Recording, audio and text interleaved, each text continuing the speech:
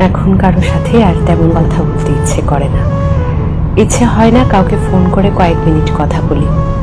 এমনকি কেউ কল করলেও কল ব্যাক করতে মনে থাকে না। মেসেজের রিপ্লাই করতেও ইচ্ছে করে না। যাদের সঙ্গে কথা না বললেই নয়, তাদের সঙ্গেও দু একটু কথা বললেও সব বিষয় নিয়ে কথা বলতে ইচ্ছে হয় না। মন খারাপ, সমস্যা কোনোটাই কাউকে বলতে ভালো লাগে না। এসবের জন্যে আমি দুঃখিত।